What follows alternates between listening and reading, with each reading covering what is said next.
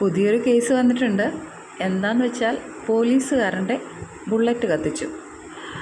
എന്നിട്ട് അതിലൊരു ലെറ്ററും എഴുതി വെച്ചിട്ടുണ്ട്. ലെറ്റർ എന്താണെന്ന് വെച്ചാൽ ലാത്തി ചാർജ് ചെയ്തതിനുള്ള ഒരു പകരം വീട്ടൽ, അങ്ങനെ ഒരു ലെറ്റർ എഴുതി വെച്ചിട്ടുണ്ട്. അപ്പോൾ രാഷ്ട്രീയ വൈരാഗ്യമാണ്, അല്ലെങ്കിൽ മുൻ വൈരാഗ്യം തീർക്കുന്നു എന്നുള്ള രീതിയിൽ കേസ് പോവട്ടെ എന്ന് കരുതിയാണ് അങ്ങനെ ഒരു ലെറ്ററൊക്കെ എഴുതി വെച്ചിരിക്കുന്നത് കേട്ടോ.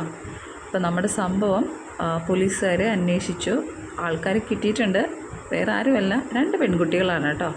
ആരൊക്കെയാണെന്ന് വെച്ചാൽ ആരതിയുണ്ട്, ഒരു ആരതിയുടെ ഫ്രണ്ട് ഗായത്രി ഉണ്ട്. ഇപ്പോൾ കൊല്ലത്താണ് നടക്കുന്നത്.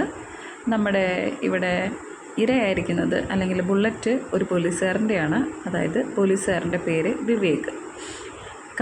കാര്യം എന്താണെന്ന് വെച്ചാൽ നമ്മുടെ ഈ ആരതിയെ പെണ്ണ് കാണാൻ വന്നിരുന്നു വിവേക്.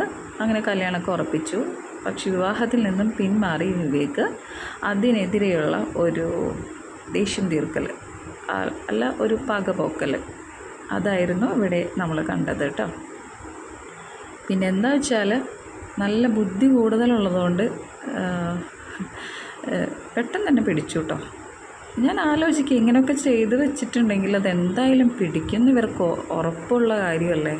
അല്ലെങ്കിൽ ഇത്ര ബുദ്ധിയില്ലാത്തവരാണോ ഇവരൊക്കെ? നല്ലൊരു ലൈഫ് നമ്മുടെ മുന്നിൽ കിടക്കുന്നുണ്ട്.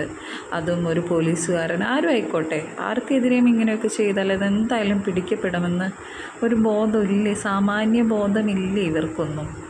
ഇനിയോ നാട്ടുകാർ എന്നെ കണ്ടിട്ടുണ്ട്, ഇങ്ങനെ അപരിചിതരായിട്ടുള്ള 2 സ്ത്രീകൾ അവിടെ വെളുപ്പാങ്കാലത്ത് അവിടെ ചുറ്റിപ്പറ്റി നിൽക്കുന്നതൊക്കെ കണ്ടിട്ടുണ്ട്. അങ്ങനെ ആ വഴിയാണ് ഈ സംഭവം പിടിച്ചത്. എന്തായാലും എൻ്റെ മോളെ 1-2 വട്ടം ഒന്ന് ആലോചിച്ചിട്ടൊക്കെ ഇതിന് മുതിരായിരുന്നു എന്നേ എനിക്ക് പറയാനുള്ളൂ കേട്ടോ നിന്നോടൊക്കെ.